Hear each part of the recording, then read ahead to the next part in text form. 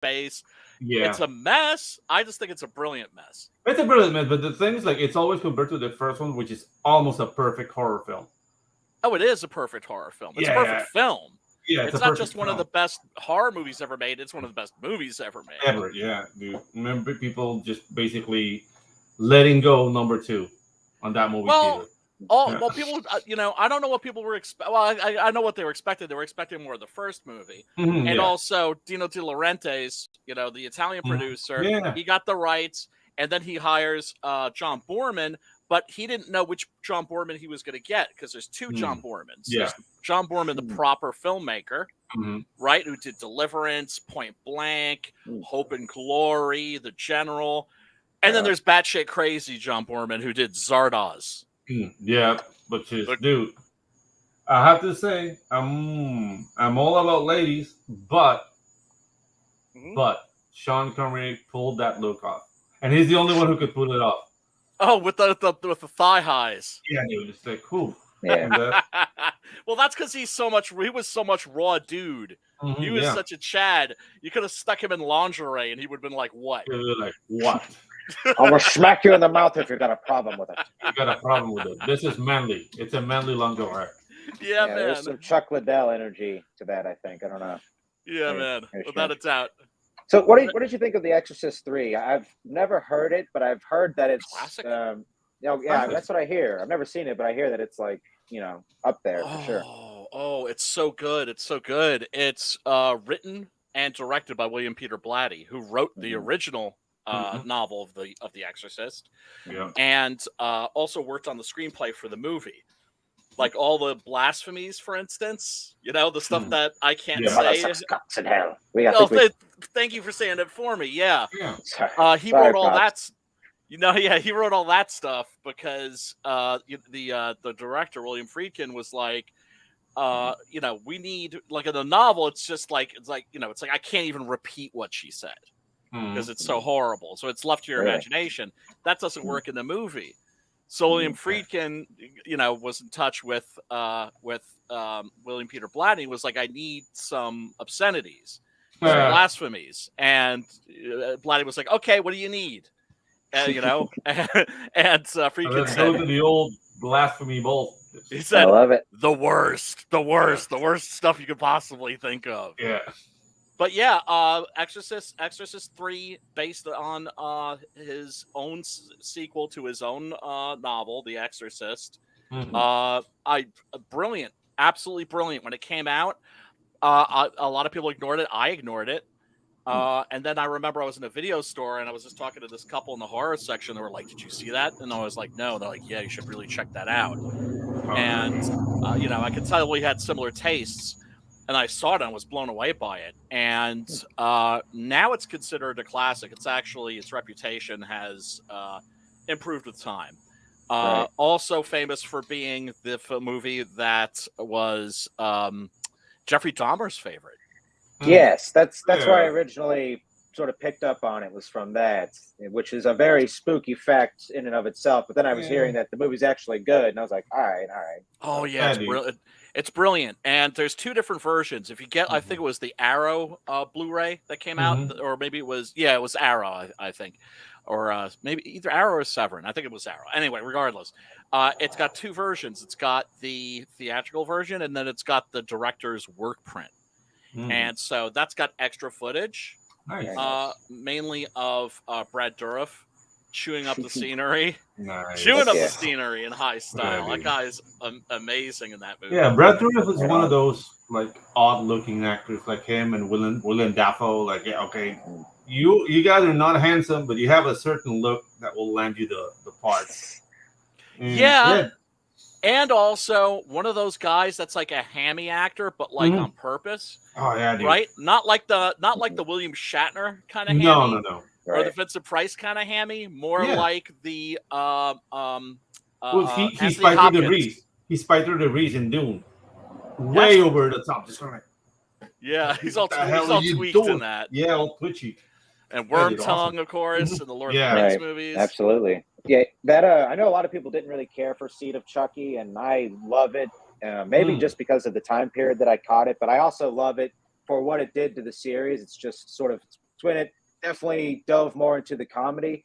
But I'm pretty sure there's a line from that movie that's one of my most favorite Brad Dourif monologues of all time. And it's like right towards the end of the movie when him and Tiffany are, he's basically telling her he doesn't want to stop being Chucky. He's like, I am Chucky, the killer fucking doll. I can't remember the next part, but it's like just such a powerful line. And the way he delivers it's like a pure maniac.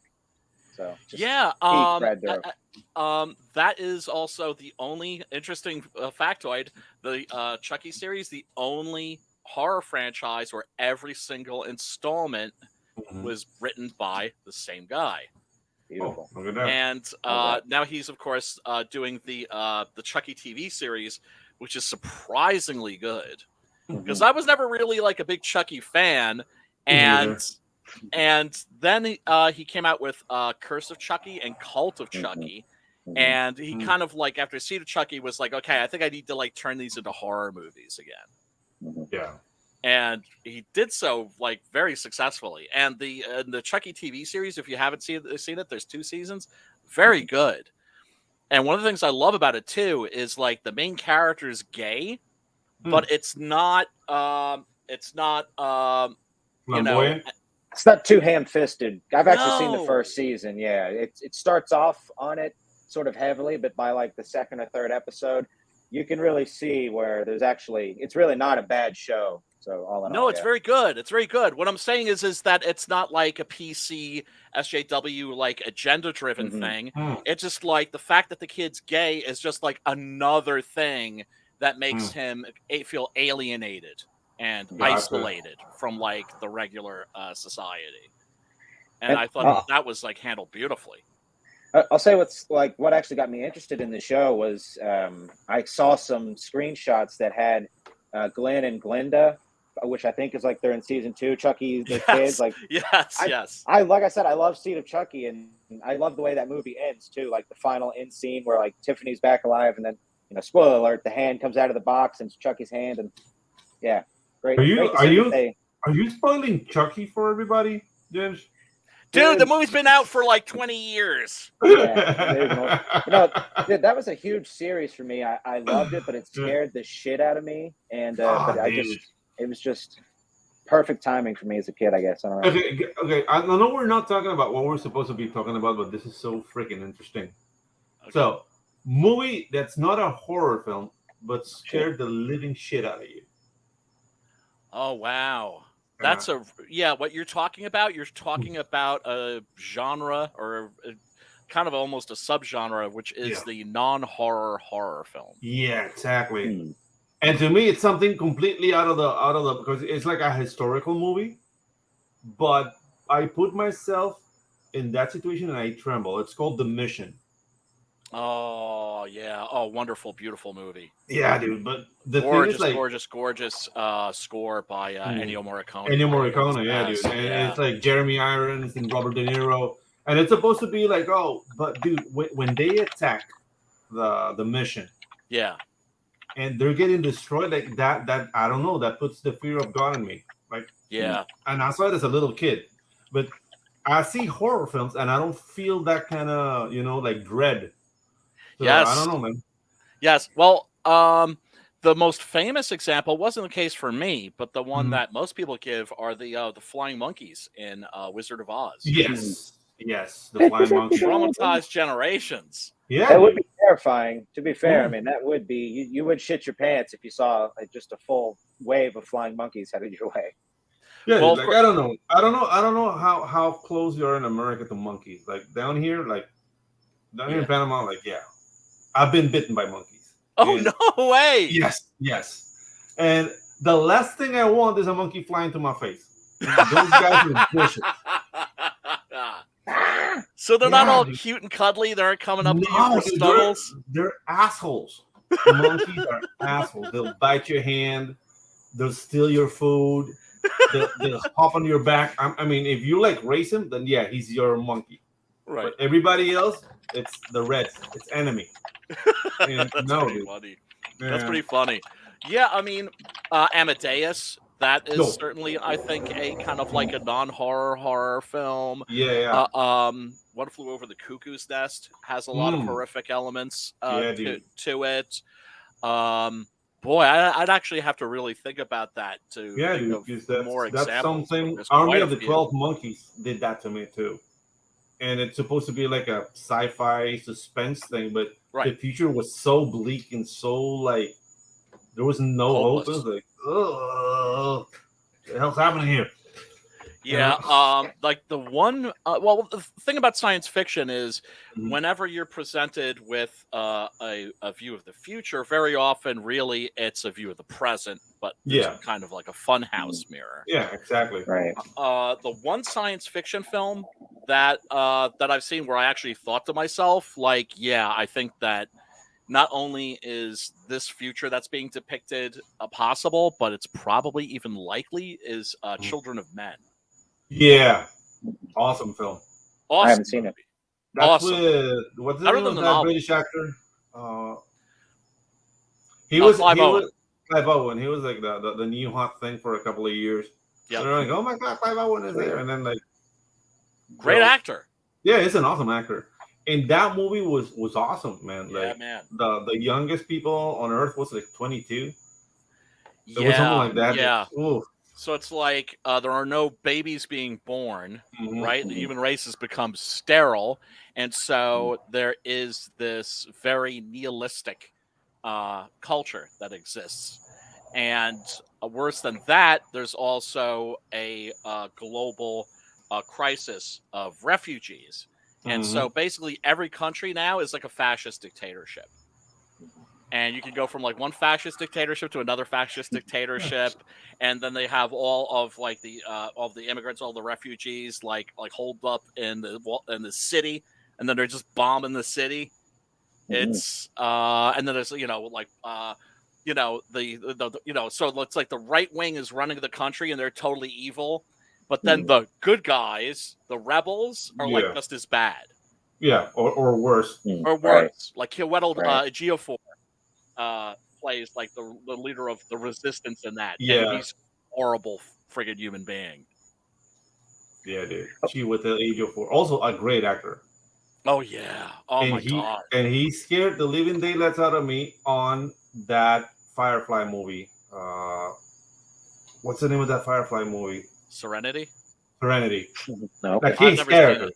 Dude, his character is just like a calculating thing, like I'm doing this for the government. And there's Right. no Right. dude, like there's no sentiment in me. I don't Right. even want to kill you. It's like dude, he does a great job there. Oh, he's brilliant in everything he's in. In fact, that's the Yeah. only reason I was even thinking about watching that movie was because Yeah. he was in it. Okay, Serenity, it's like an hour-long episode of Firefly. Like it's almost like the same effects, and it has the look of Firefly. Right. But I'm it's just not a Joss actually- Whedon guy. Yeah. I really enjoyed Firefly though. That's I know a lot of people love it. Yeah. I'm a Buffy fan. I mean, Yeah. I know it's certainly the least sort of manly of the Joss the Whedon verse, but Whatever. I just Yeah, dude. I loved it growing up. I caught it at the right time. Buffy made a lot of boys into men. Dude, That's all really? I'm gonna Sarah say. Michelle Gellar Yeah, is dude. my sort of prototype. Down here, like, dude, like I'm watching Buffy. I'll be right back. Yeah. Can I join you? No. It's a private thing. It's a private thing. He's always watching that show. He must really Yeah. like it. Yeah, wow, he likes it. But- It's always but to waiting your- when To your he's question, done. Pedro, What's I that? can't personally. I can't think of a because it is a bit of a tough question. I can't necessarily Yeah, think no, of I a. know. I'm always Yeah. here with tough questions, sir. You are, man. You are that guy. But for me, I'd have to say that as far as like my favorite types of horror goes, I love all kinds of things. But if I had to what I really enjoy the most, I think it's because it's what actually scares me is slashers. Oh, And there can be some elements of that, mhm, but mhm. Brian, I don't know if you could catch any I of mean, that. But slashers as a genre, like at least I Slasher discovered. films? Yeah, I discovered them because I know they're from the 70s. Well, I mean, there's a couple of. Well, yeah. I mean, it started in the 70s with In the 70s. the prototypes were Bob Clark's Black Christmas, Mhm, which I think mhm. was 75, and then there was 75. Halloween, which came out in Mhm. 78. Yeah, exactly. But it always takes about 2 to 3 years usually to Yeah. make a movie. To catch on, yeah. And so with the 80s, then it was Popping Friday the off. 13th that really kind of like made it its own Mhm. genre. Yeah, And Friday the exactly. 13th is really kind of a remake of a Mario Bava movie called The Bay of Mhm. Blood. Yeah. Nice. I was never really crazy about the slashers. As a kid, I was a little bit more of a snob, if Okay. that makes any sense. Hey, it makes sense, dude. Like when I was in college, I used to be a member of a cine club, and we will only watch like European movies and have coffee. Oh, Oh Jesus. God. It was Just tiny little cups. Yeah, everybody was horny. Like, yeah, maybe we can get girls doing this. We're part of the cine club. Turtlenecks Didn't and work, little, did it? little. Yeah. What are those little hats they wear? Berets. Yeah, Berets. berets. Actually, I think I still have a hat. I think it's also a Latin American thing. The berets. You can sort of fly either way. An artsy fartsy guy or a Cuban or Right, or like a chill Panamanian. like Yeah, lorry dude. driver. And the thing is, like, Right. I was living in Bogota, which is like cold, so you can wear scarves. Oh man. And, Yeah. and little jackets. Yeah, Right, but right. the point I was getting to though was to Pedro's question. For Mhm. me, I couldn't think of a movie that wasn't a horror movie that scared me. But for me, I think what scares me the most is like as far as movies go, my favorite horror movies are slashers. But I think that is what scares me the most. Is like Oh well. just the idea of somebody brutally murdering me. You're not into Terrifies me. blades. You're not into blades. Check. Well, Sure it's just things. yeah. Well, it's more blades, but more just like I'm like one of my biggest. I smoke a lot of pot, so I'm very paranoid at times. But it's like Oh, that's the you me worst. both, brother. Except Yeah. for me, it's not the paranoid part. I'm like paranoid when I don't smoke. Yeah, dude. Start getting that itch. No, it's like my neighborhood. It's mostly good, but it's mostly old people. But there's like, it's just I just happen to live near some people that are probably fine. But again, my paranoia. I'm always like worried somebody's going to kick in my door, and it's like you just could get robbed. Like people shoot people at the gas station for work. The gas station attendant. Random acts of violence. That shit terrifies me. But I love it in my movies. It's like the most compelling. Like there's probably some bizarre psychology to that, but anyway, this isn't Ginge therapy hour. Well, I guess. well, keep in mind that one of the things that horror films are about. Well, I mean, the older I get, the more I think about the horror film as a genre, the more I'm convinced that it's about childhood trauma. But of course, it's also about other things too, and it can be about all sorts of things, even political things sometimes. But it's also the horror film's also about the fact that at any moment your life could change in a heartbeat, and that you can be walking on the sunny side 1 second, and then in a heartbeat you could be in the ninth circle of hell. Yeah. Right. And that a truck can come out of nowhere and smash you to bits, or smash somebody that you love to bits, or oh man, we're talking about non-horror films. Johnny Got His Gun. Oh yeah, dude. Yeah. Imagine that, being blind, deaf, having all your limbs blown off, and you're just like a prisoner Exactly. in your own body. And it's more like a vessel, more so than a body. Like it doesn't have any functions. It's just like Right. Yeah, I'd be, of course, eventually he learns to kind of tap his head and to use Morse code until somebody notices, like, oh, there's actually somebody still at home in there, because they all just assume he's a vegetable.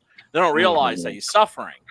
And finally, they're like, oh shit, he's using Morse code. There's somebody in there. What's he saying? Kill me. Yeah. Over and over and over again.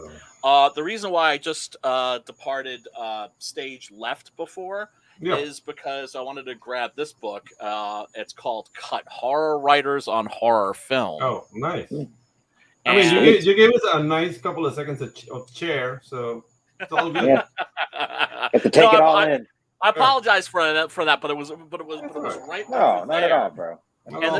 And this has a bunch of great essays. There's Stephen Bissett is in here, Clive Barker, Ramsey Campbell, Craigshaw Gardner, my boy Joe Lansdale, who is a very big Six Gun Gorilla fan, I might add. And Very cool. There's John Skipp and Craig Spector, who were like prominent in what was known as the splatterpunk scene of the 80s and the 90s. And they have like an entire like list, actually multiple lists. Like for instance, War Is, well, you know, and they're like Salvador, Platoon, Born on the 4th of July. That's a scary movie. Apocalypse Now.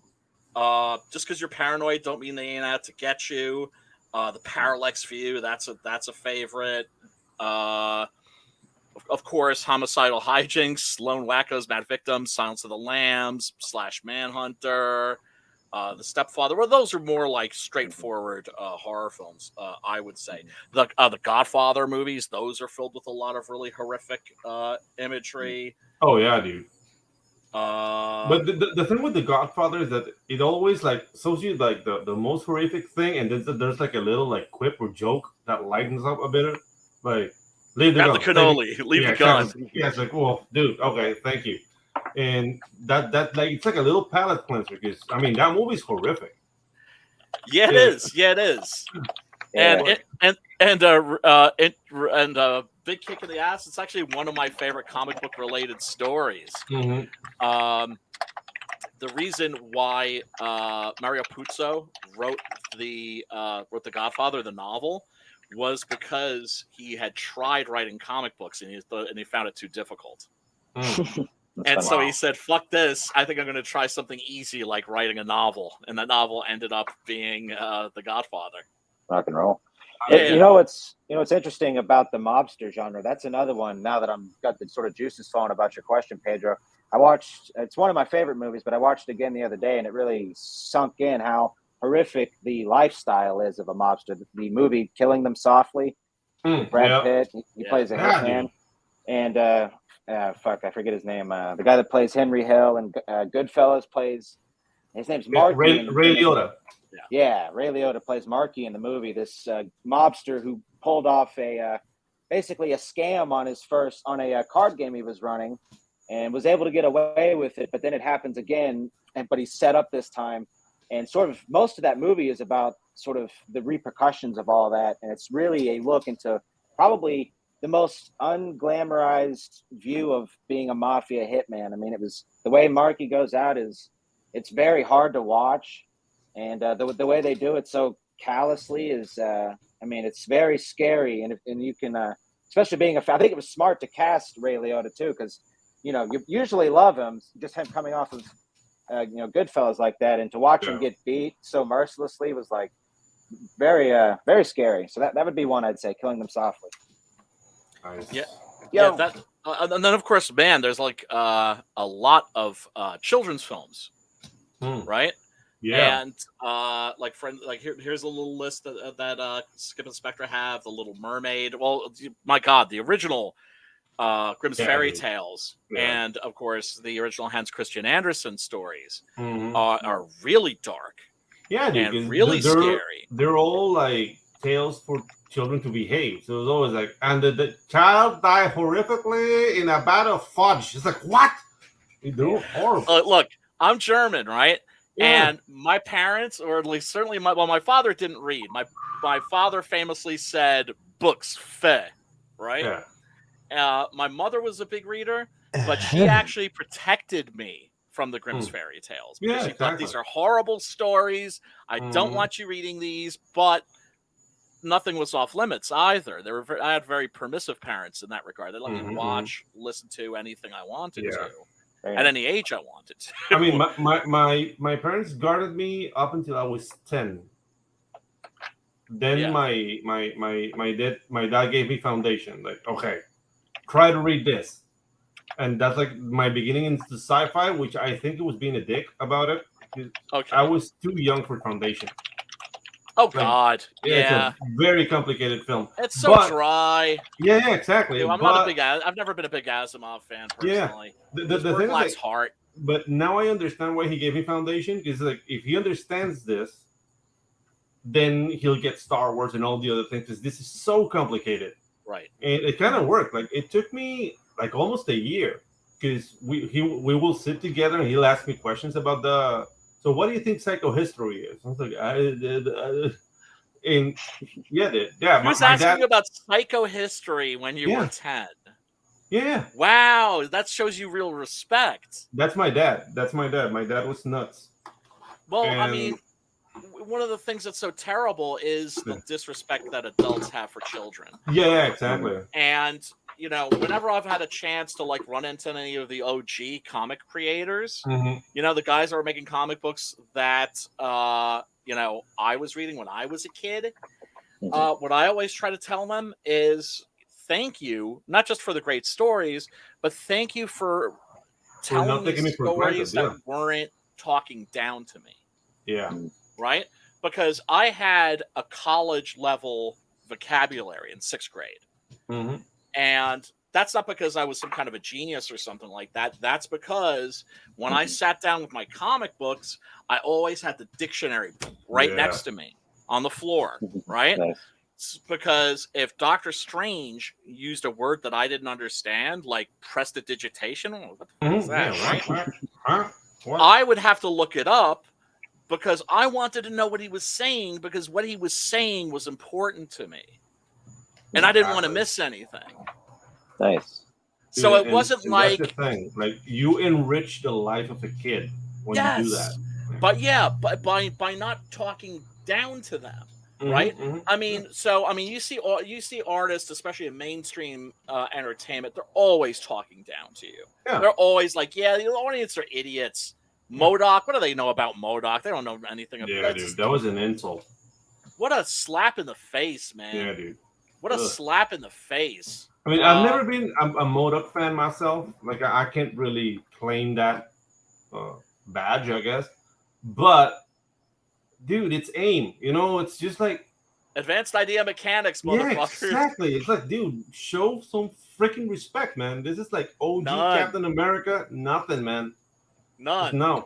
Yeah, it's not like MODOK was this great character, but he was spooky. He was creepy. Yeah, dude. Yeah, like how he get the head like that, you know, it's like... It's because the Marvel movies, they're not made for us. No, that's not. why when I hear people complaining about them, at a certain point, I'm like, look, you got to let it go. Because these are not, they're not for us. These are for the Pirates of the Caribbean people. These are the new Pirates of the Caribbean movies. They're like, well, what does the audience want? Why are they coming to see a Marvel movie? They want to laugh. Yeah. So let's give them something to laugh. That's going to make them laugh. That's all they're thinking about. Yeah. That and the political crap that they just very crudely shoehorn into on everything. Everything. I think I mean, I don't know. There is probably, the aim is probably more to get children in the doors, because children will then bring the family. Well, that's not for the kids, though. I disagree. Right. I think that's for the adults. I think the humor is for the adults. I think it's more of a symptom of what we're kind of talking about with talking down to the viewers, right? For the kids, it kind of makes sense to some degree to infuse humor within your product, but I think they also look at their, 30 plus viewer range and older, who are they really making this for is, kids essentially. So I think they're looking at everybody as kids, like even the adults. So yeah, I don't know. But the thing I want really when I'm dealing with kids, and it's a death sentence to me. Yeah. But I want to give him a story that will make him ask questions. And if you open that box, that's your day. A kid asking you questions. So that's how you teach him. Like, you don't talk him like he's an idiot. It's just like, dude, present him with stuff. He might not understand what you're saying. And they'll just like, the worst question a kid could ask you, why? Because that why, I mean, I don't know if you heard Louis C.K., like, it will deconstruct your life. A kid asking you why. It's like, why are you wet? Because I fell in the pool. Why? Because it's filled with the water. Why? Because, when you build a pool, then you put the water and people swim there. Why? Because it's hot. Why? Because we're the third planet away from the sun. Why? And then you go, and then you're talking about abstract thing, and you end up talking about young or whatever. So, but that's the thing. You stimulate children by making them ask questions. Yes. If you guard the ideas, if you say like, okay, this is something you can understand, here you go, you're basically stunting his growth. It's not gonna work, man. So yes, I like it. I couldn't agree more. Yeah. And also, one of the things that a lot of contemporary mainstream storytellers don't understand is that children like their fairy tales to be a little dark. exactly. Right. Yeah. I think of some of the children's movies that I saw as a kid that I thought like, oh, okay, this is I understand that this is like meant for my demographic, and I was already heavy into like the horror movies, right? So I didn't even think of those movies as being directed towards me. But if I saw something like The Secret of Nim or The Black Cauldron, Labyrinth. Yeah, no, I think David Bowie's crotch in that movie was. Dude, no, Visually the whole book. I hate that like, movie. I'm sorry. No, I know a lot of people love it. I can't stand it. I know exactly why you hate it, Yeah. but Jim Henson did some things that were like parallel to what the Green Brothers did. For example, Hoarder. There's this character that had like all the things she liked on her back. Yeah. And she was trying to teach like young freaking, what's the name of that actress? Jennifer Connelly. Yes. That you should share your toys with your little brother. And this character is like a little hunched up lady that has like all her possessions on her back. Like, oh look, this little thing, take it. And look, this little thing, take it. And she's starting to make a mount on her back too. Right. And dude, it's like a horrific. And then you see like that you open the shot and it's like this sea of people with things on their back, like just like buildings of possessions, just walking around in this. Yeah, I mean, there are things that I love about that movie. There are things I can't stand. Dance Magic Dance. No Dance Magic Dance. Get the hell away from me. Yeah. I actually think that I really don't care for that movie until you get to the climax, and then the climax is unfreaking believable. Yeah, dude. Because you can't believe that they had to build all of that stuff. Yeah. And there's like a giant, like a kind of an Iron Man, like a golem that steps out of a door. He's part of this massive door, and he steps out of the door.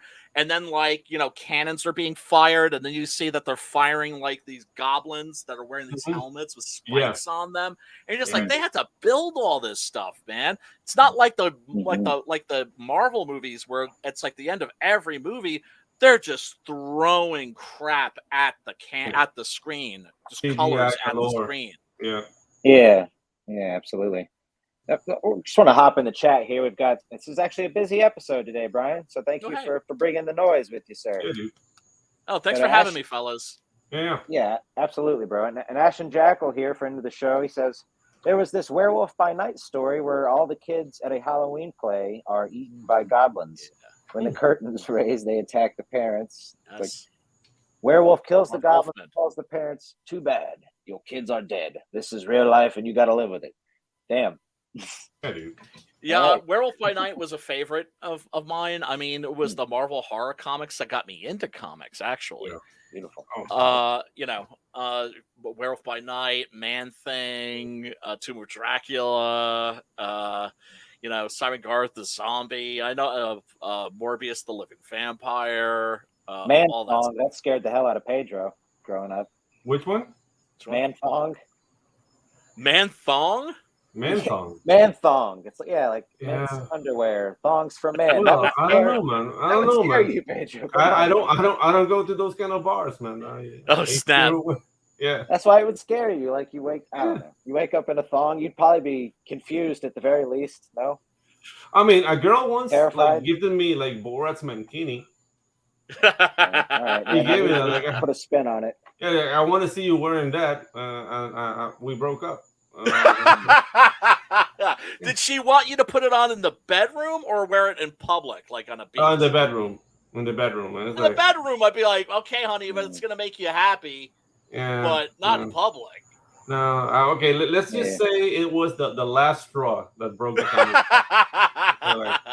It wasn't going well. I was like, I got you this. It's like, why? Oh, she got it for you to put on. Yeah. Like, I already think you're nuts, and you do this. Yeah, because what's coming after that. After that was the strap on. Exactly. The strap on. Right. You got to nip that shit in the bud. Yeah, but Sure. she'll be nice enough to get me like knee pads,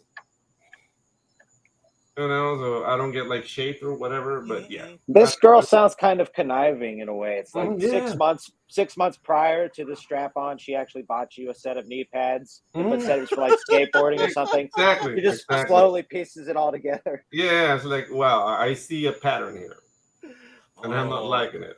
oh Okay, snap! what are we here to do? I'm having a lot of fun. Don't get me wrong. What are we here to do? Are we promoting something? Yes, What's happening? What's happening?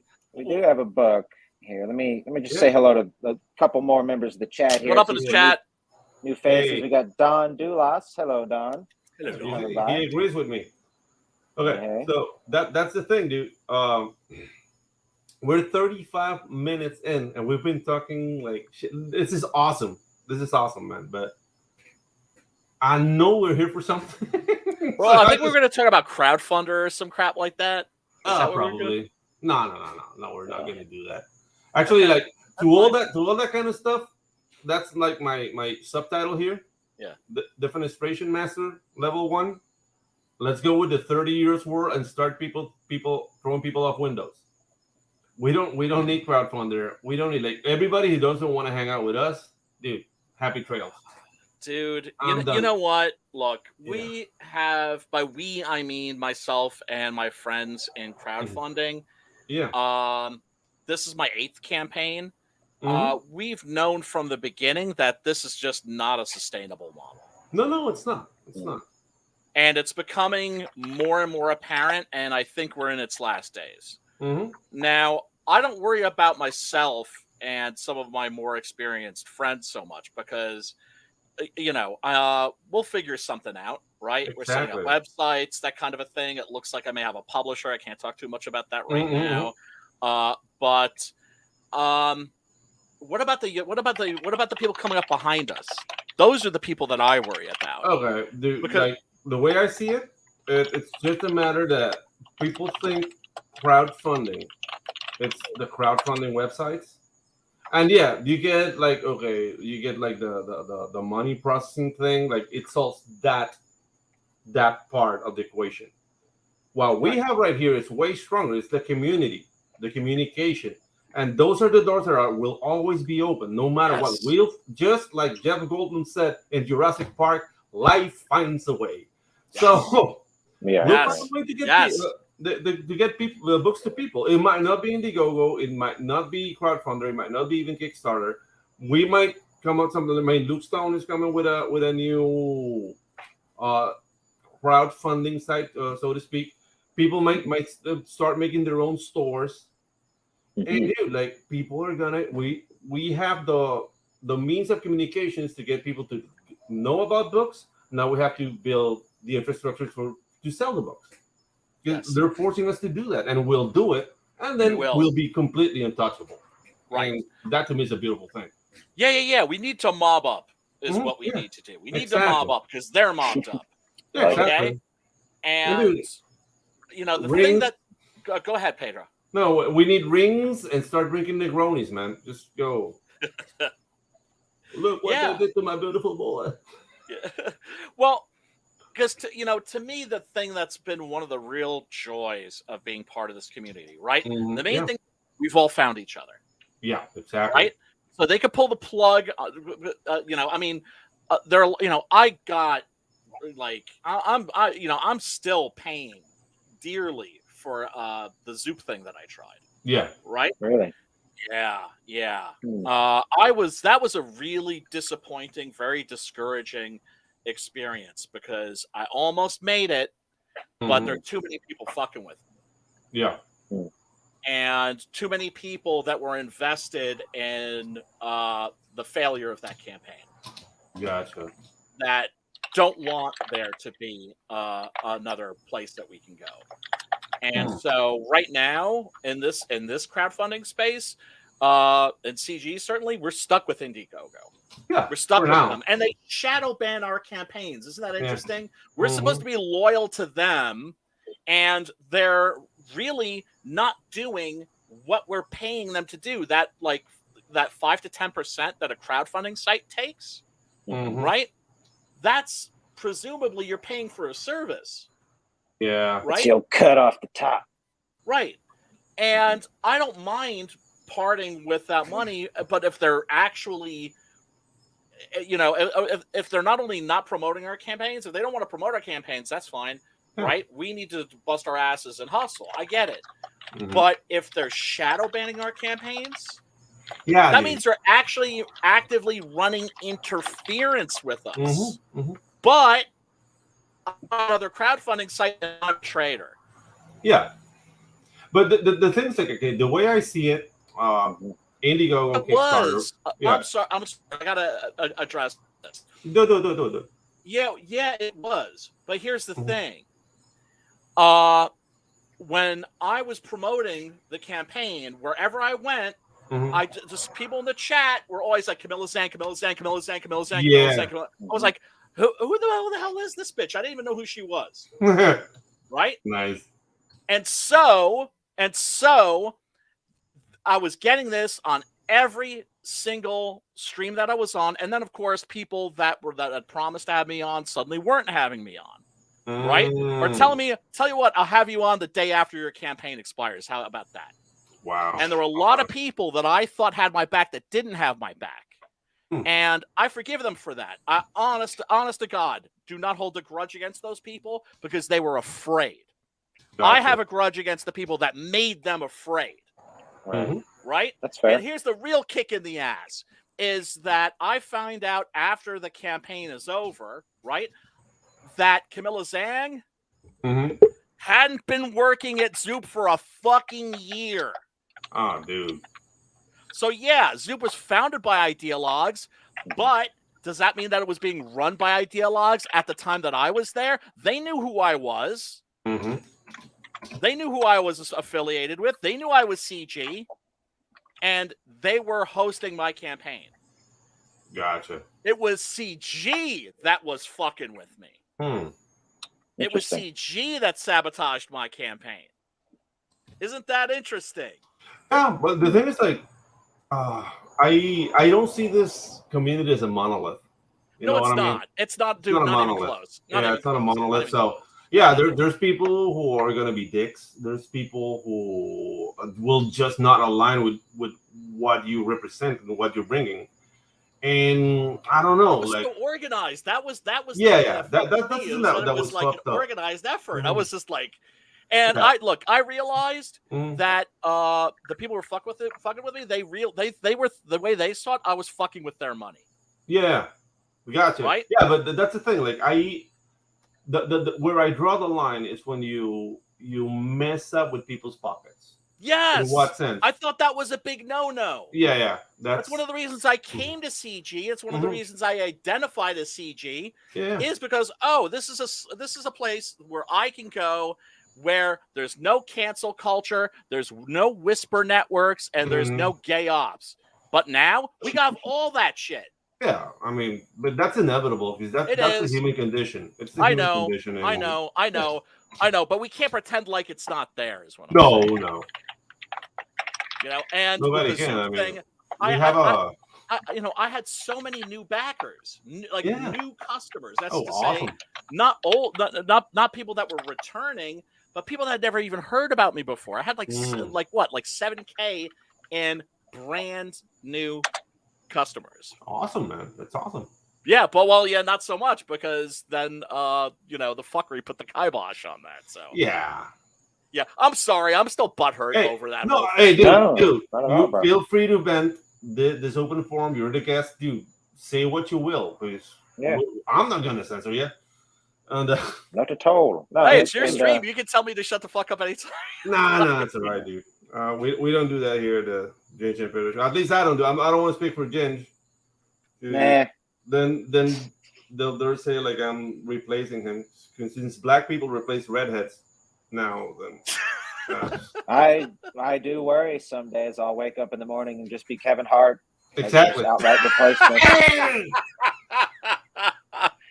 I'd be stupid rich, so maybe I have less to worry about. But, dude. But you'll be shorter though. I don't know. Yeah, I can't go. I mean, I'm at 5'8". I'm a respectable 5'8", but it is 5'8" is cool. Sort of 5'8" is cool. Yeah. thing. But that guy's like 5'2" or something. Like he tiny.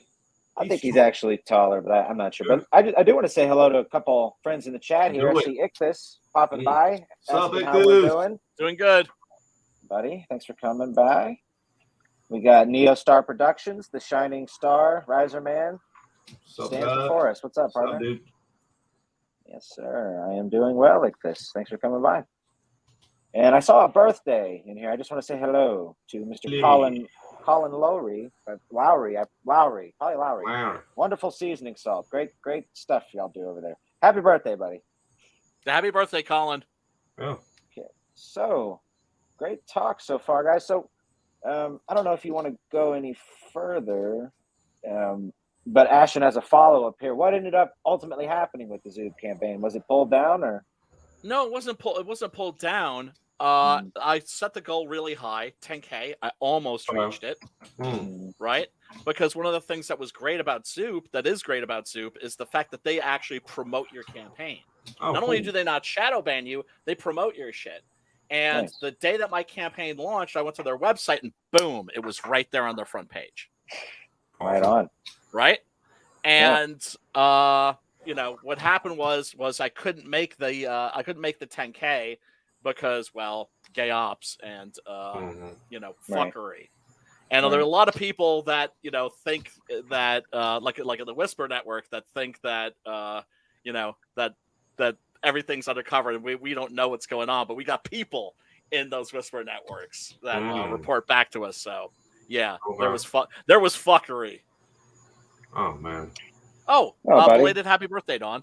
Yeah, absolutely. Happy birthday, Don, and also sorry to hear about that, buddy. Happy birthday, Don. This looks like such a but it's silly and it really shouldn't happen. And I guess all you can do is what you're doing now is keep on keeping on. And we've got in demand here, Six Gun Gorilla Volume 2, the trade paperback.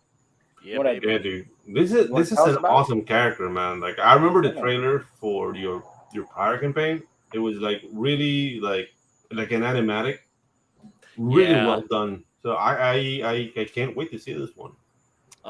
Well, yeah, this isn't a new trailer. It's kind of a new trailer. It's just I mixed it up. I made it shorter. I made it more metal. Okay. And my man Bronson Gorilla made this beautiful trailer for me, but it was too long. I couldn't. People tune out after like 3 or 4 minutes. Yeah, exactly.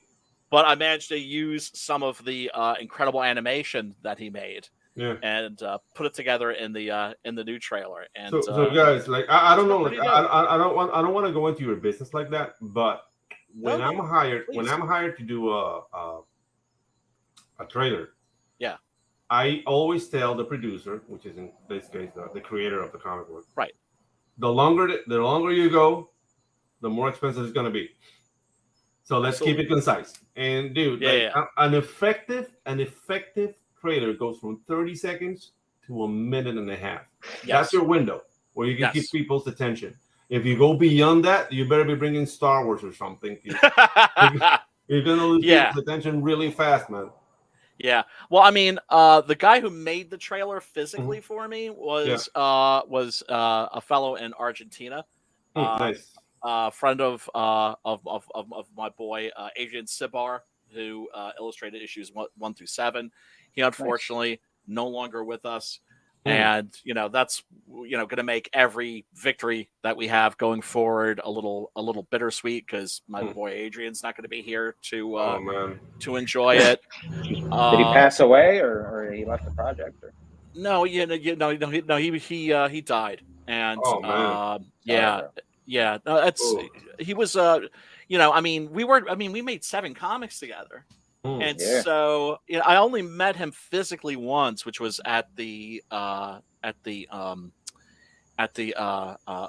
York Comic-Con, which was I want to say 2016, 2017 maybe. I forget, but he, so we got to hang out that whole weekend, and he was just a wonderful guy, family man, and everything. Now I've got my boy Preston Acevedo. He did issue 8, and he's going to be doing the final issues 9 and 10. And I know there's a lot of people that have been waiting and didn't support the last two campaigns because they're waiting for the next trade paperback. Gotcha. Which I understand. I'm a trade paperback guy myself, but at the same time, I was like, well, goddamn, you got to support, the campaigns for the individual issues, or there's not going to be a trade paperback. Go fund the campaign, no trade paperback. Come on, guys. Right, but those campaigns were successful, and though everybody who has the first trade paperback or has the trade paperback and issues 7 and 8, or if they just have floppies, if you're new to the worlds of Six Gun Gorilla, you can get both the Volume 1 and the Volume 2 at a discounted price. If you have just the floppies, you can just get the floppies. One thing I would never, ever, ever do to my backers is double dip. Okay. So what I'm saying is if you're a previous backer of mine, you're not going to have to pay for stuff that you already have. Yeah, Beautiful. Exactly. Yeah. Wonderful. It doesn't work in comics. It doesn't work on Wings. Don't. Yeah. No, well, I mean, that doesn't make me a good man. It just makes me not an a-hole. Exactly. Yeah, dude. You get points good for that, manners. It's just good manners. Yeah. You don't want to have double dipping celery on the ranch. No, look, I've done one variant cover, and even that made me feel a little shady. Yeah. Right?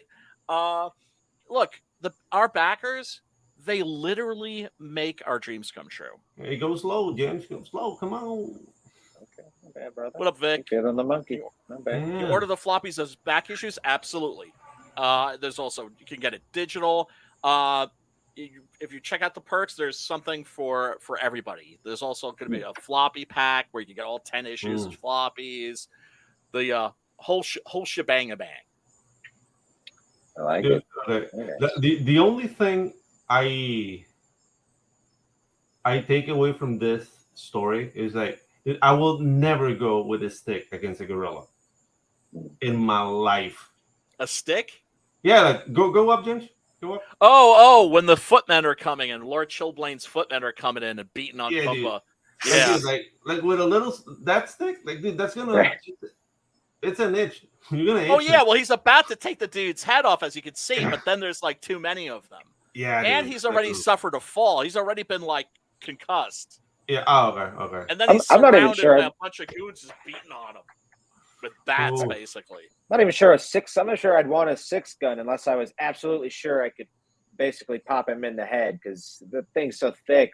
Maybe 6 bullets would. Dude, I don't know, man. Maybe that would do the trick. I wouldn't want. Seriously, well, I wouldn't want anything less than a elephant gun. Gun. Yeah. You know that the Germans made this tank gun, which is just a huge rifle. It looks like a Looney Tunes thing that shot a stainless steel bullet. Yeah. Maybe that. It's an Acme on the side. Yeah, exactly. So I'd be afraid it would blow up in my face half the time. Yeah. But then at least you don't get hurt. You know what I mean? You just get covered in soot. Yeah. Okay, guys. So I think I have the trailer here lined up in the background. Oh, let's do it. Pops' videos here, so I'm gonna go ahead and pop that off. Oh, thank you.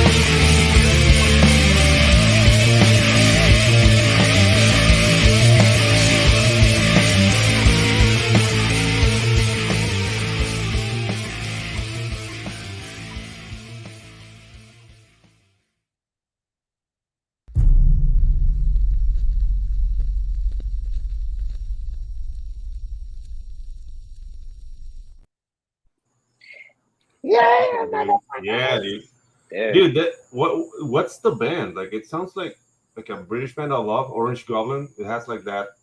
Orange Goblin. It's interesting. Now, this is Yeah. actually a band that's from Sweden Okay. called The Crest. Okay. Gonna look it up. Right on, bro. Awesome, man.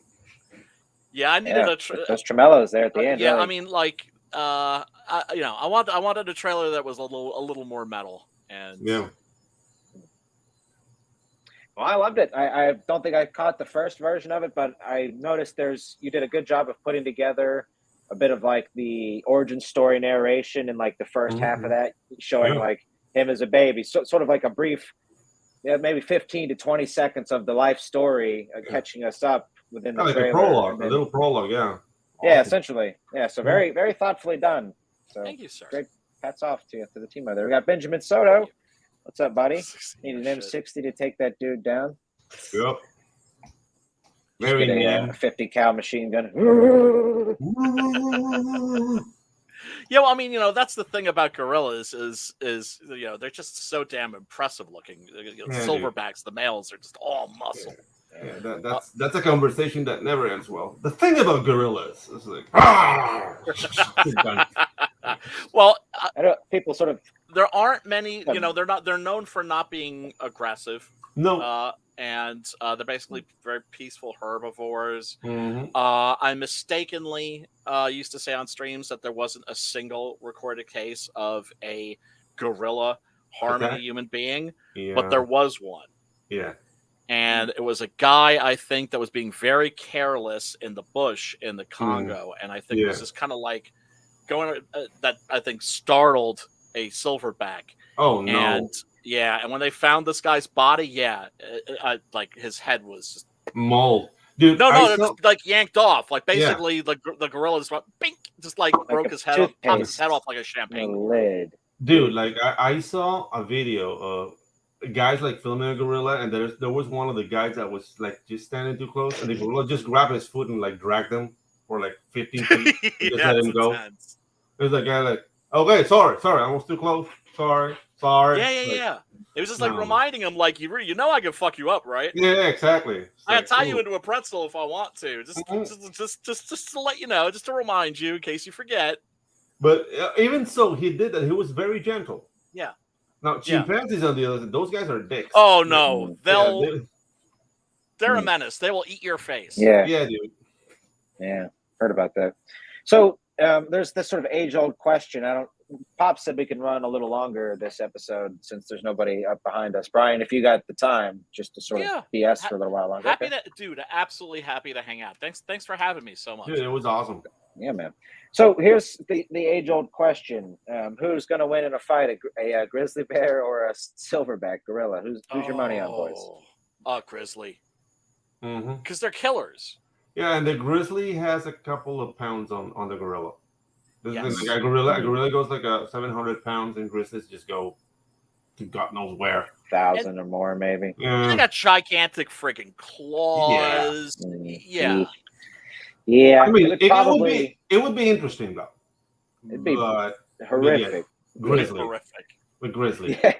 Yeah. No, you make the claws would probably make the gorilla reconsider. I think the only way he would really stick. I mean, you guys make a good point. I think his hands, the opposable thumbs, and the ability to grab hold. Maybe if he could grab a hold of a grizzly arm or wrist and sort of, like. Oh no! You know what? I don't know what he'd have to do. You know what? Because we're not talking about like force enhancers. So what if a gorilla grabs a huge rock that a human can't lift? Yeah, well, I was gonna say they're tool users. Yeah. So maybe so he smashes that grizzly. Grab like a tree. Yeah.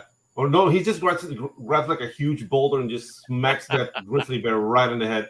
Okay, I want to see that now. I want to travel back to the 1850s when that kind of shit happened. He is going to be fighting like in the extended series whenever that happens. I mean, issues 9 and 10. That's going to wrap up the first arc, the Blood Days of Vengeance arc. One of these days, I want to do more Six Gun Gorilla, but I don't want to say anything. Like I don't want to mess with your story, but Gatling this grizzly bear. Just saying. Oh yeah, well, I mean, I already got a story where he's gonna be fighting a bull. Okay, so Ooh, Gatling nice. Grizzly Bear versus 6 Gun Gorilla. Hey, come on. Oh, and also, we are planning a crossover. That is me and Ray from 656 Studios. Oh, awesome. I don't know if you remember the Man Dog. The Man Dog, yeah. The Cryptidnals. Yeah. We're doing a Man Dog 6 Gun Gorilla crossover. Dude, I did a trailer for those guys for actually the Cryptidnals. For the Cryptidals. I remember. But dude, like I told him, dude, LBF. I want to do Man Dog.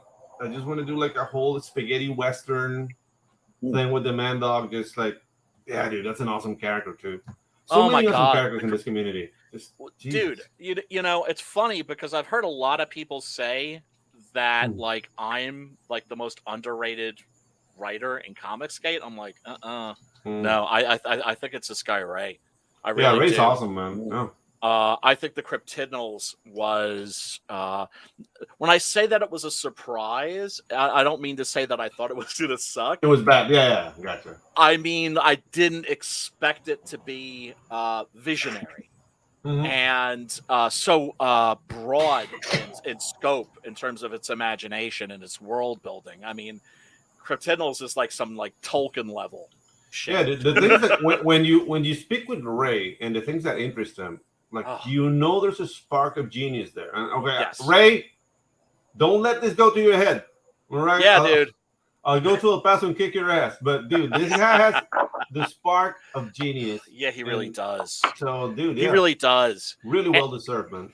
Yeah, man. Yeah, man. I can't say enough great things about that guy. I can't say enough great things about the guys from 656. You know, I didn't even back their first one, which was Infestación. That's the name in Spanish. Yeah, Zombie Border or something. It was. Yeah. It was. Why am I suddenly blanking on the name? Yeah. Undead Border. Undead Border. Yeah, there you go. Undead Border. Yeah. Because I know it by Infestación, the name in Spanish. That's a better name, I think. Represent. Yeah. It does have a certain sort of like sinister, malignant. Yeah, dude. And it's trashier too. It's trashier. Yeah. It's like, especially if you put an exclamation point at the end of it. Yeah. Then it's like contamination. You know. Yeah, dude. And the cool thing about like Undead Border is that it's the zombie virus is not like it's not a bite. No. It's a tick. Yeah. Right out of the bat. Okay, this is different. You know, like these guys are doing really cool things. And they've been at it for years, man. I know. Just been doing it in Spanish. I know. And one of the things that's always like when I met my boy Adrian at the New York Comic Con, one of the things I asked him was like, dude, you know, I was looking for an artist for 6-Gun, and so I put up an ad, and I can't even remember the name of the website now, and the ad said like, look, this is a paying gig. This is what you'll be getting. This is the most I can afford to pay, and if you're interested, send me like sequential art. Right. And so of course, you know, people are sending, you know, non-sequential shit goes right. Obviously. Yeah. Right. I had it down to like 10 finalists. I think all of them were from somewhere in Latin America. Yeah. And I was that's the thing. The like fuck?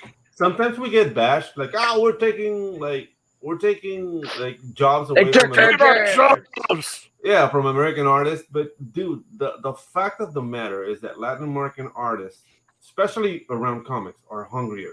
Oh my god. We don't get to do that kind of stuff. All we do is diapers, tuna cans, bottles of cooking oil, you know, like doing commercial work. Right. But we all dream like you guys to make our own comic books. But there's no, like, we have no Marvel down here. We don't have like comics maravillosos or well, that's why you guys need to build it, but also why, you know, thank God, you know, my favorite thing about this entire scene, one of my favorite things about it is that it's international. Yeah. My favorite. I'm gonna rant now. No, go. I'm gonna rant now because that's the thing. Like, we have nerds down here too. Okay. We have the nerd. Shit. we could build a market, but nerds, and that includes me, would rather buy a DC or Marvel book because it comes from abroad rather than buy it from a freaking Latin American. Because our attitude is like, why are you doing it if I'm not doing it? Who do you think you are? Like, that's the attitude down here. That sucks. So the way I did my comic book with Ginge, Tropical Magics, I have to do it up there with you guys. And now people are like, hey, we're going to get a copy of Tropical Magic. Like, it's $35, motherfucker. Why? Because if I do the book down here, they will slap me with that book. Right. Like, they wouldn't want it. Who do you think That you sucks. are? Yeah, dude. And that's the thing. So I'm doing what I need to do. I'm selling my books to you guys. I mean, and I'm making Americans earn too, because I hire people to help me. Because I mean, English is not my first language, so I hire editors and whatnot. I'm eventually going to hire like callers so I can draw more. So it's not like I'm coming up there to take people's jobs. I'm just being part of the economy, and the market is in the U.S. You know what I mean? And also, you know, this is as I was saying, an international community. That's an awesome thing. That's our strength, right? It's but man, that's just the situation that you described to me there. I mean, that's such a bummer. Yeah. Like I always say, my favorite Comicsgate moment ever, easily, was when Stefani Rene was promoting his book, Thomas Moria, I think it was called. Yeah. And Homeboy, I think, is from Brazil. Yeah, he is. Right? So he speaks Portuguese and like virtually like no English. But then he was on with Rob Muerto, who's from Portugal. And so he was translating for him. Yeah, I remember that. That was the shit. Yeah. That's the kind of spirit I think that that we need to pursue. And the fact that you guys aren't getting the love and that you don't have the opportunities that you have there. Dude, anybody gives you any shit like, they're taking our jobs. Tell them to stuff it, man. Dude, the thing is, like, I wasn't raised to be a victim. So when somebody tells me something like that, the only thing I tell them, like, that I sincerely hope you're selling more books. Because that's what you need. You don't need to get angry at me. You need to sell more books, you know, and you'll be fine, man. Like, this is not. Yeah, there's a competition for people for actually the back giving of you dollars. that. Have people actually giving you that rap? Because it's shit that's not really. Okay. Like it was a comment once, and I addressed it right away, and it ended up in laughter. Okay, good. Yeah, dude, like I refuse to be a victim. Like, I'm not gonna play that game. No, like, fuck that. Like, nah, dude. Fuck that. If you don't like me, you don't like me. It's all right. We're like thousands of miles away. And you have to buy a ticket to come down here and slap me. So if you do that, if you pay for I'll let you slap me until you buy me a beer, because that's exactly. Commitment. Yeah, exactly. That's man. That's the spirit, man. Yeah. Hell yeah. It's like I said, you know, the international nature of our scene is an awesome thing. My second favorite thing, or actually almost might be my favorite thing, is seeing people that are names in the chats. Yeah, dude. And you know, some cases for months, sometimes for years, and they're looking at us, and then they're thinking, well, those guys don't seem too bright, and they're doing it. So why don't I throw my hat in the ring? And then next thing you know, they've got a campaign, and you're helping them promote it, and it's that open nature, that generosity of spirit that I've seen in this scene, that where somebody's just like, oh, I don't know how to do this, I don't know how to do that. That's cool. Don't worry, we'll show you, we'll teach you, just like somebody taught us. Yeah, exactly. And that's the only thing that I worry about us maybe losing when we give up crowdfunding and we go into the next stage of whatever this is. That's the thing. Okay, so we go to a new thing, right? So it's not the Wild West again. Right. It's people circling the wagons, planting flags like this is my land. We're going back to that. Right. It's new ground, right? Right. So people are gonna make mistakes again. People are gonna, you know, we're gonna get newer problems. Problems are going to get solved. Those who solve the problems first will teach the people who are coming behind them, and it's all over again, dude. We have the community, we have the lines of communications open. If we lose this, if we lose the lines of communication, then yes, we're screwed. But like saying like, okay, we're gonna stop doing like Indiegogos and Kickstarters and whatever, like, dude, that's what's gonna happen. And I think it at some level it's healthy. Yeah. As a market, we need to grow and we need to become self-sufficient. We do. Like, right now, like the lines of distribution, everybody's like, hey, are we gonna get like a diamond, like parallel or something? Like, I don't think we need a diamond. We don't. No, we don't. We don't. Like, and the fact that, the technology is at where it's at, where we can actually produce these books, affordably, right? And that we can get them to backers. Obviously, one of the biggest obstacles is that damn, $30 shipping and handling outside of the country. Yeah. But we're working on that too, right? RJ, for instance, is killing it. For example, there's a service I have. I mean, it's from the U.S. to Panama, which it's called mailboxes. And I know why people say boxes in the head box, but a mailbox service is basically I have a PO box in Florida, in Miami. So when I ask for things for the U.S., they get to Miami, and from Miami they ship it in bulk to Panama. Nice. That way, what would be like $90 shipping turns into $4. Oh my God! So that's amazing, dude. That's something that but the things that we need to get to, I don't know, like beyond Eric July's numbers. So for somebody to say, like, okay, I'm going to set up a CG box service in Australia. Right. So let's say like everybody, okay, who are all like the people in Australia who bought the books, and how many books are going to Australia? So monthly, you ship a little container, and everybody in Australia will pay the shipping of the container in bulk. Like, dude, the prices will go down exponentially. So you see, that's kind of the things, like the solutions that could be found. Because right now the big problems are Australia and England. Right now, because down here, like I don't have that problem, and all through Latin America, you have mailbox services like that. I know Brazil has it. I know Argentina has it.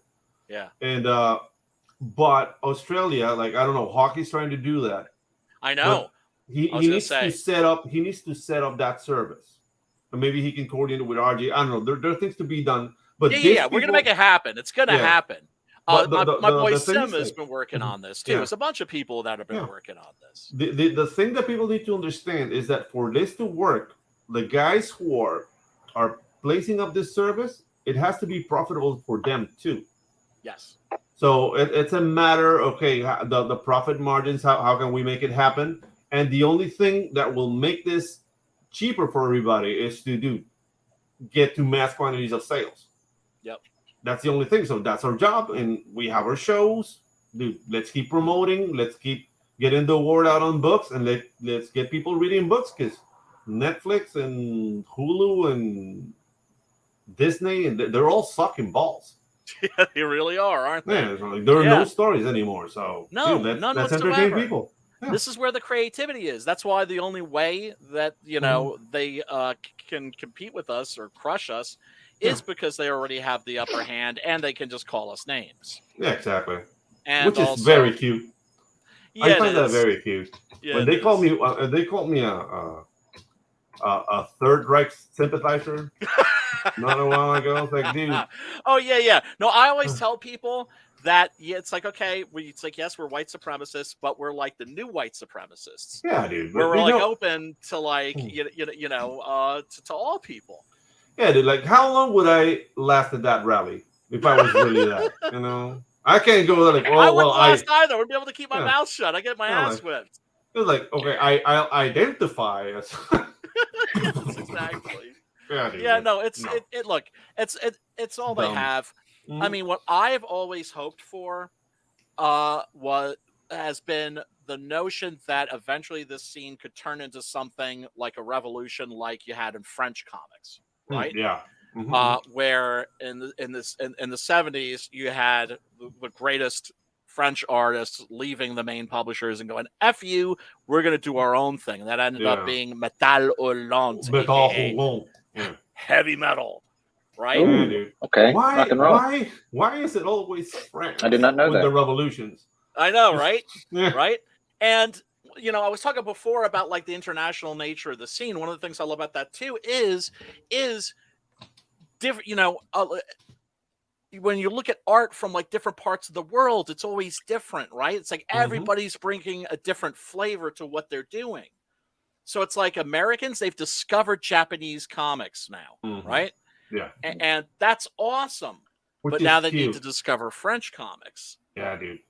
And I know that whenever I find out that for instance, being a horror movie fan, that there's a country that's made horror movies that I haven't seen, right? When I found out, for instance, that there were Brazilian horror movies, I'm like, what the hell are those like? But check that out. The Norwegians are making amazing films, man. Yeah, they are. They're very dark.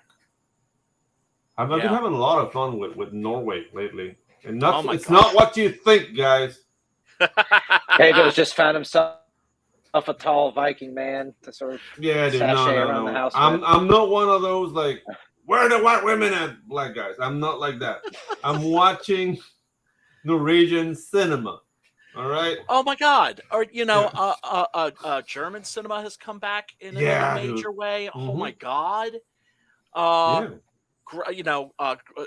South Korea. Holy shit! They're dominating right now. Korea, especially with like zombie and slasher films, they're dominating. Like, leaps and bounds ahead of everybody, man. Oh my God! It's unbelievable, right? And who could have predicted that?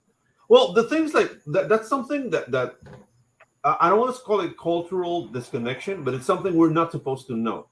But Korea is the country that basically sets the path of culture in all of Asia. Like everybody's watching what Korea is doing. Like it was Japan for a little while, but then Korea came up with K-pop and their soaps. Their soaps just go around the world. Like my mom watches Korean soaps. She doesn't understand a word of Korean, and she's weeping with them. Like, Mom, they don't even kiss. Like there's I haven't seen Korean TD1. Why are you having fun with this? I don't get it.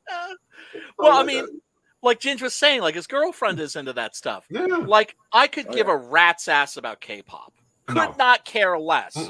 But the fact that K-pop is popular in America, I think that's awesome. Yeah, dude. And it has its people, and they're very passionate. Scarily passionate. Yeah, that's like almost Beatles level. Yeah, that's a business for them. That's like a huge business, and it's like a very honorable or sort of not honorable.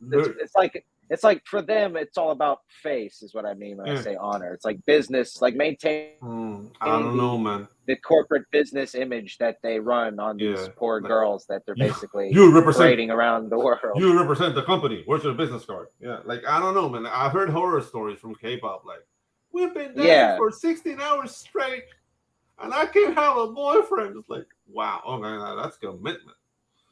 Yeah, well, I mean, also that's like taking advantage of younger people. I mean, I'm assuming I don't know anything about the K-pop scene. I'm assuming that it's as fake and as manufactured as like the boy bands. Well, I don't know. You know, the boy band craze was really invented in Puerto Rico, right? Yes, Menudo. Menudo was the first boy band. Yeah. And dude, like those guys, you can't really even talk to them about those times. Like they won't. They say like nah, dude. What, they're under like NDAs or they're no, like I'm a financial advisor now. I don't know. No, I don't want to talk about that. It's just like traumatic. Right. Yeah, that's terrible. There's a little pedo like salt. Oh, I know. Yeah, because that was the other thing too. I know people that have been that were child actors, and there's stuff going on. Dirty dealings in Hollywood that they don't want anybody to know about, which is why they're normalizing it now. Exactly. So. It's like, hey, it's love. No, it's not love, sir. Yeah, that's certainly its own terrifying non-horror movie. There you go. Situation. There you go. Bringing it full circle, Ginge. That's why you're a Absolutely. professional. Like a boss. That's what I do, baby. You're a professional, sir. Yeah, man. Okay, but yeah, I guess we'll go ahead and wrap her up here. Yeah. You know, It was awesome, man. Thanks, Chris. Yeah. Thank you Yeah, so Brian, much for thanks for having coming, us. Us meaning me. Yeah, dude, that was a little bit scary. Now I was like, thank you for having us. A head me, appears and to me, the side and me. of Brian, like another head. Yeah. Like he was there the whole time. No, but seriously, bro, thanks for coming. Thanks for chatting dude. with us. Thanks for showing off Six Gun. Yeah, guys, back Six Gun Gorilla. This has been a series that has been going on for a while now. So yeah, you know the books are out, and it looks awesome, man. It's a gorilla with guns. I don't know. That sounds kind of like overkill, but hey, it looks cool. The elevator pitch is a very big ape with very big guns, blowing very big holes, and very bad people. There you go. And what can I say? This isn't me boasting or humble bragging even. Everybody loves this comic that reads it, and that's not me bragging. That's me being really grateful, because you never know if people are going to connect with your work or not. Chris, okay, I'm saying this from the bottom of my heart. Some people like to toot their own horn, but sometimes you have so many horns to toot, you just can't help but toot them. So toot that shit. Yeah, man. Yeah. I toot all day. Yeah. Sometimes accidentally. Yeah. Toot, motherfucker. I'll just throw this in there for sort of. We didn't even get to say the word pornography in the show. This episode. No. Pornography somehow usually comes to the forefront of the episode. Dude, I'm a scholar on like the 70s, 80s smut scene. Dude, I'm being going to therapy. You stop doing that, Ginge. Well, we're headed out the door anyways, buddy. We won't dwell too long on it. I just wanted to throw that out there. Maybe we'll pick it up next episode. But yeah, all right, Brian, we'll go ahead and bump you to the back, buddy. Pops is gonna thank you so much, fill man. us out here. So yeah, all right, everybody. If you want, peace. Sorry, brother. That was horrible, Ginge. Jesus, you always do that. I'm just sorry, bro. I feel bad about that. I just want to thank everybody real quick. Don, thanks for coming by. Yeah, dude. First time seeing you. Yeah. Yes, sir. My man. Colin, again, happy birthday, buddy. Happy birthday to Don. Yeah. Neo Star, Stefan, doing some work for him. Benjamin Soto. Vic Dew. Who else we got? Ashen Jackal. Great guy. There you go. Hope you're doing well, partner. Hey, what's up, Ashen? Long time no see. All right. If I missed anybody, sorry about that. And we will catch y'all next week on the Ginge and Pedro show. Pops. Yeah. Kick it.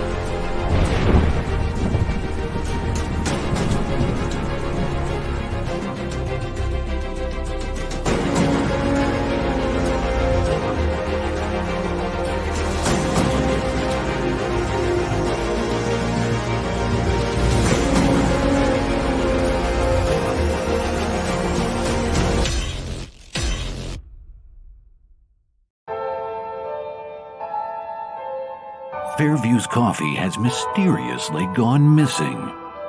Mayhem ensues when strange, coffee-craving zombies plague the city. Detective Mickey Potatoes, an overworked public servant, uncovers why ordinary citizens are losing their minds and how to stop the coffee apocalypse. But it involves the mafia. And when you're dealing with mafia crime families, nothing is ever easy. The mafia controls everything in the city, including the police, including him. If he breaks the mafia, they will break him. So, the city is without coffee. The city is burning before his very eyes, but he's powerless. Detective Potatoes has the power to stop the coffee apocalypse. But if he does, he could lose everything.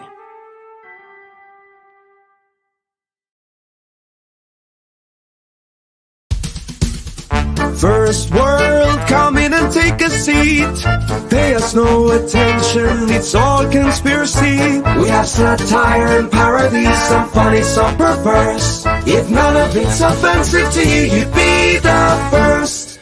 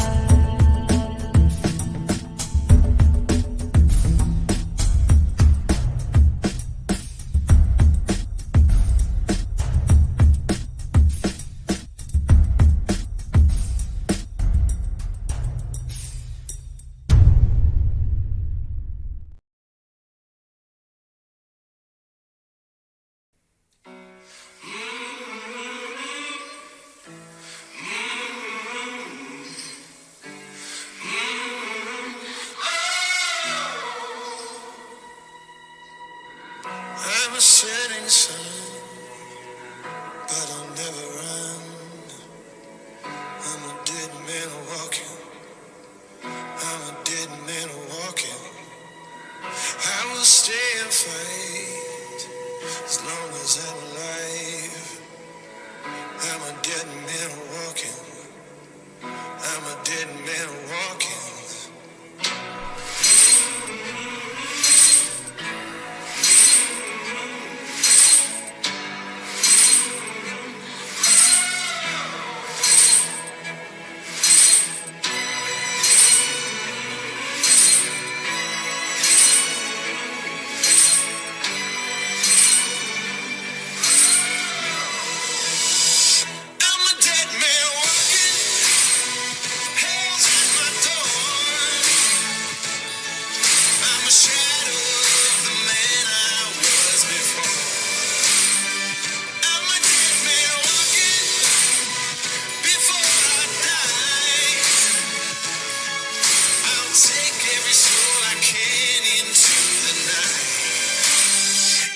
Till I die.